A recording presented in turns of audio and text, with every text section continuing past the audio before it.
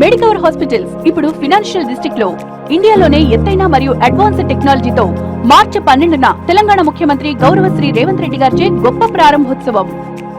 Stock మార్కెట్లో భారీ నష్టాలతో ముగిశాయి. సెన్సెక్స్ 1342 పాయింట్లు నష్టపోగా 395 పాయింట్లు నిఫ్టీ కోల్పోయింది.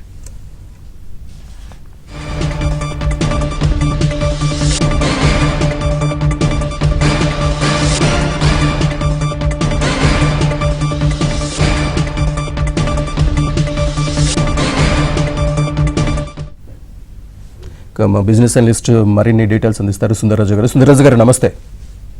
నమస్తే అండి. ఈరోజు స్టాక్ మార్కెట్లు ఈ విధంగా ఉండడానికి రీజన్స్ ఏం చెప్తారు? మార్కెట్ లో నిన్న చూస్తే కనుక ఒక బౌన్స్ బ్యాక్ చూసాము. బౌన్స్ బ్యాక్ తర్వాత కొంచెం ఏదైనా పాజిటివ్ గా నిలకొడుతుందేమో అనుకున్న సమయంలో మార్కెట్ లో ఇవాళ చూస్తే కనుక ఇంచుమించు ఒక 2% వరకు, అంటే నిఫ్టీ ఒక 400 పాయింట్ల వరకు నష్టపోయింది. అంటే 24,000 కీలకమైన స్థాయి దగ్గర నిఫ్టీ మళ్ళీ ఫెయిల్ అయింది, మళ్ళీ కొంచెం విఫలమైంది. కాబట్టి మార్కెట్ లో ఇమీడియట్ రికవరీ కూడా కొంచెం టైం పట్టే అవకాశాలు ఉన్నట్టుగా కొన్ని సంకేతాలు రావడం కూడా చూసాం.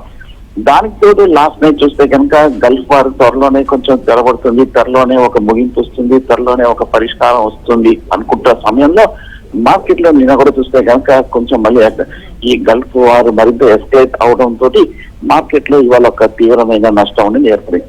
అలాగే ఓవరాల్ గా చూస్తే కనుక మిగతా సెగ్మెంట్స్ బ్యాంక్ నిఫ్టీ కూడా ఇంచుమించు ఒక 2% పైగా నష్టపడింది.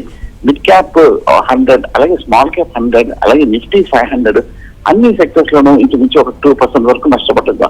సో మార్కెట్ ఇవాళ తగ్గడానికి ప్రధానమైన వారు గల్ఫ్ వారు మరింత కొంచెం ఉధృత అవడంతో, అలాగే మనం అందరూ చూసి ఉంటాము ఇవాళ దేశంలో కూడా అక్కడక్కడ చూస్తే కనుక గ్యాస్ సప్లై కూడా కొంచెం చాలా షార్టేజ్ ఉంది, స్కార్సిటీ ఉంది అన్న వార్తలతోటి మార్కెట్ లో కొంచెం సెంటిమెంట్ కూడా కొంచెం నెగిటివ్ అవడం చూసాము. రైట్ సార్, అంటే యుద్ధం త్వరలో ముగిసిపోతుందని ట్రంప్ చెప్తున్నప్పటికీ పశ్చిమాసియాలో దాడులు మాత్రం ఇంకా కొనసాగుతూనే ఉన్నాయి. సో ఈ పరిణామాల ఎఫెక్ట్ మార్కెట్ల మీద పడుతుంది అంటారు?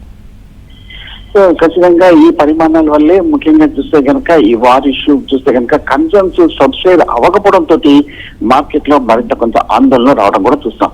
అంతేకాకుండా మనం ఇవాళ కూడా చూసే ఉంటాము, అపార్ట్ ఫ్రమ్ వార్ ఇష్యూ కూడా కాకుండా మనకి ఫిబ్రవరి మంత్ లో చూస్తే కనుక సిస్టమాటిక్ ఇన్వెస్ట్మెంట్ ప్లాన్ లో ప్రకారంగా మనకి మ్యూచువల్ ఫండ్ లోకి ఇన్ఫ్లో, అంటే మ్యూచువల్ ఫండ్ లో పెట్టుబడిలో చూస్తే కనుక లాస్ట్ 5 సంవత్సరాలలో లోయెస్ట్ మరి కనిష్ట స్థాయిలో పెట్టుబడులు రావడం అనేది మనం చూసాము. అది కూడా కొంచెం విధంగా చెప్పాలంటే కనుక ఓవరాల్ మార్కెట్ సెంటిమెంట్ ని కూడా మనకి ఒక ఇండికేషన్ అది ఇవ్వడం చూస్తాం. సో ఇన్వెస్టర్ పార్టిసిపేషన్ కూడా కొంచెం బాగా తగ్గడం చూస్తాం.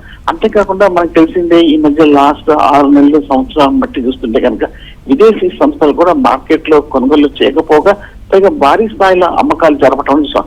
ఈ నెల చూస్తే కనుక అప్పటికే ఈ 5-6 ట్రేడింగ్ సెషన్స్ లోనే రికార్డ్ స్థాయిలో అమ్మకాలు జరపడం కూడా చూసాం. సో ఓవరాల్ గా చూస్తే కనుక ఓవరాల్ అదర్ ఫ్యాక్టర్స్ అన్ని కూడా మనకి ఈ మధ్య మనం చూసాము.